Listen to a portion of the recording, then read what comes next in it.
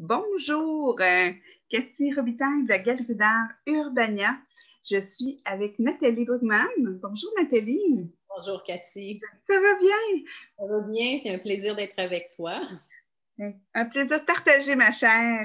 On a le plaisir là, de pouvoir avoir un peu ton portrait d'artiste aujourd'hui et d'entendre parler de toute ta démarche aussi, de tes collections, etc. Donc, je vais te poser quelques petites questions pour en apprendre davantage sur toi.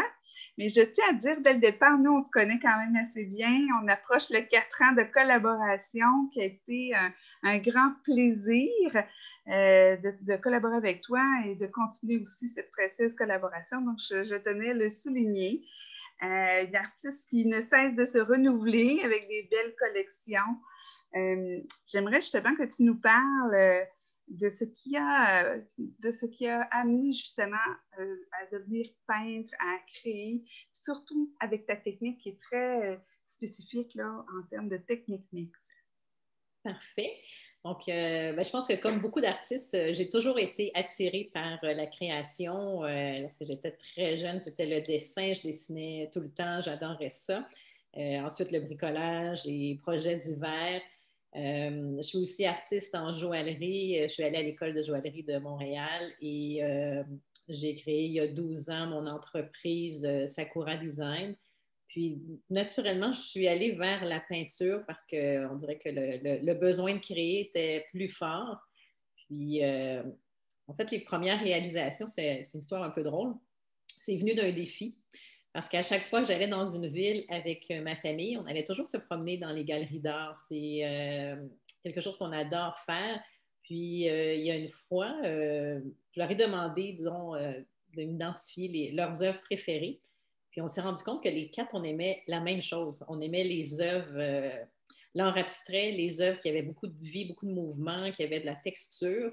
Puis, j'ai comme dit à mon conjoint, je dis, ah, je pourrais en peindre une. Puis, il m'a dit, ah oui, tu penses que tu préfères une œuvre dans ce genre-là? Puis là, je dis, ben oui. Puis, je suis allée pas en petit. Moi, j'aime beaucoup les grandes œuvres. Donc, j'ai pris deux canevas de 36 par 48 pouces. Fait que ça occupait tout un mur chez Oui. moi. Je me suis beaucoup amusée. Et suite à ça, les gens qui sont venus chez nous, dont des amis de mon conjoint, c'est un collectionneur d'art, quand il est rentré, tout de suite, il a dit, mon Dieu, ça vient d'où cette œuvre? C'est qui l'artiste? Il adorait ça. Fait que là, ça a comme... mon conjoint Ça comme ça, débute bien. c'est ma blonde. Et par la suite, de bouche à oreille, j'ai eu beaucoup, beaucoup de demandes parce que, oui, j'ai un style qui est quand même particulier, qui m'appartient. Puis ça allait rejoindre plusieurs personnes dans le fond. Donc, ça a commencé comme ça. Puis tranquillement, je me suis monté un portfolio. Je suis allée rencontrer une galériste qui m'a confirmé. Elle dit, t'as vraiment ton style? Puis là, moi, je lui ai répondu, ah ben merci. Elle dit, non, non, elle dit, tu comprends pas, là. C'est compliqué pour un artiste d'avoir son style. Et je dis, moi, c'est venu comme toute seule. Là. Ça vient de, je ne sais pas si c'est de mes racines ou quoi, mais ça s'est fait comme ça. Puis plus ça va, ben, plus on développe notre art. Et j'ai eu la chance, il y a 4 ans, de te rencontrer, Cathy. Hein? Ça a été lors d'une Un beau visite. rendez-vous. Oui, un beau rendez-vous. Ça a été un coup de foudre professionnel. Ça a été, Absolument. je pense, les deux. Là, puis, Oui, oui, oui, oui.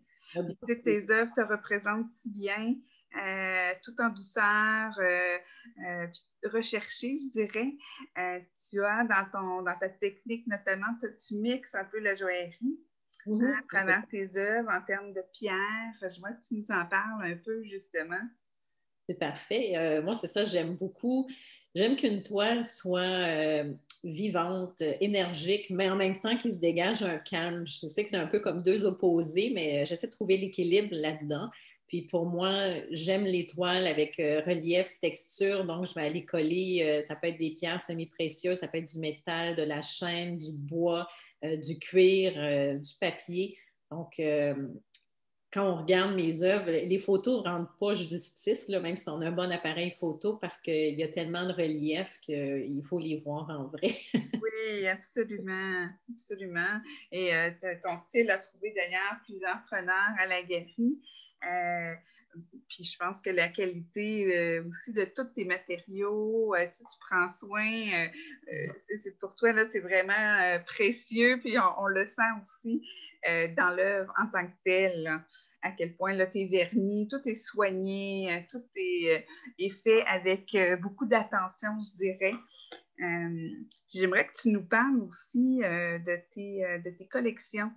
Parce que tu as quand même évolué, tu as eu aussi certaines démarches un peu plus spécifiques là, pour certaines collections.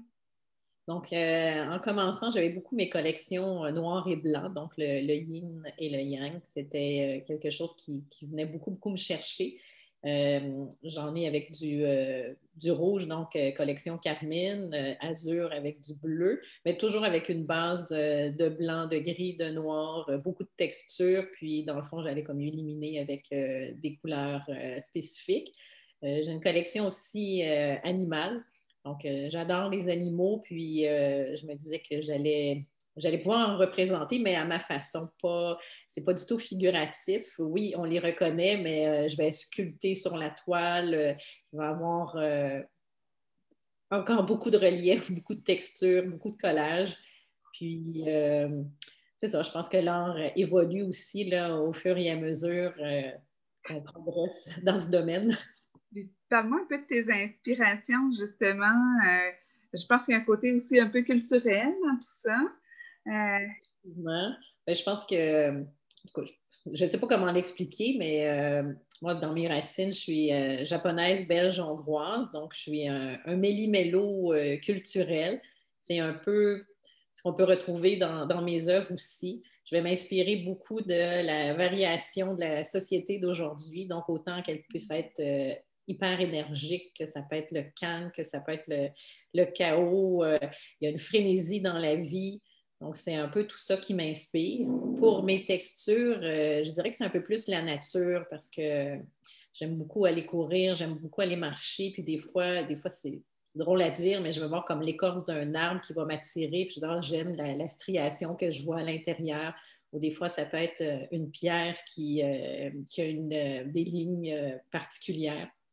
Donc, c'est des choses comme ça que je vais essayer de reproduire aussi dans mes œuvres. D'ailleurs, on ne l'a pas nommé, mais tu crées des œuvres sur mesure aussi. Tu as eu quelques commandes, même plusieurs. De des gens qui voulaient avoir un format en tant que tel, etc.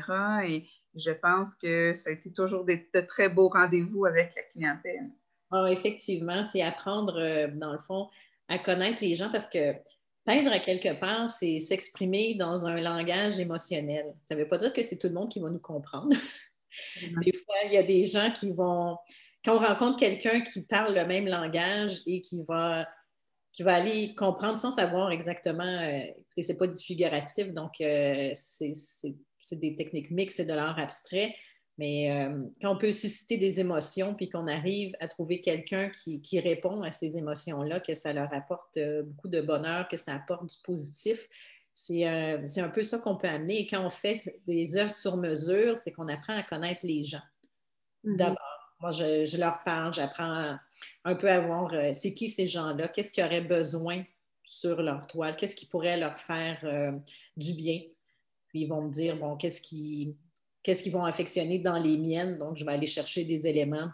Souvent, ça va être des textures qu'on va me dire, telle partie de telle œuvre, j'aime ça beaucoup. Dans le fond, c'est de faire toute une petite étude de cas, puis pouvoir, après ça, créer, comme me représenter sur la toile ce que j'ai compris de ces personnes-là. C'est vraiment charmant comme démarche, je trouve, pour la clientèle qui est très personnalisée, très à ta couleur aussi. Puis de prendre le temps d'écouter nos clients, c'est tellement important. Et je pense que tu as créé vraiment des beaux rendez-vous avec tes œuvres. Dans les dernières années, hein, tu as accumulé beaucoup d'expositions, tu as fait beaucoup de productions aussi. De quoi est-ce que tu es le plus fier? Le plus fier, c'est de pouvoir exposer mes œuvres, évidemment, d'être entrée dans des galeries, de rencontrer des galéristes, de rencontrer d'autres artistes, de rencontrer le public aussi. Quand on fait un vernissage, c'est une chance qu'on a, les artistes, de pouvoir rencontrer les gens. Je pense que pour les clients aussi, c'est intéressant de pouvoir voir la personne qui a créé les œuvres. Donc, je pense que dans ce que je suis le plus fière, c'est toutes les expositions que j'ai pu faire. Il y a une œuvre que j'ai présentée à un concours international juste parce que je me disais, bon, mais j'aimerais ça voir un peu qu'est-ce que vaut mon art parce que Ailleurs, oui. ailleurs, les gens que je connais, ils aiment ça, mais en même temps, ils me connaissent. Donc, c'est d'aller voir des gens totalement impartials qui ne me connaissent pas, qui n'ont jamais entendu parler de moi. Donc, j'ai présenté des œuvres et j'ai gagné un prix de grande distinction pour l'une d'entre elles. Puis, ils m'ont parlé de la technique, ils trouvaient ça super intéressant. Donc, ça aussi, c'est une grande fierté, évidemment, là, d'être jugée par des gens du milieu qui apprécient ce que je fais.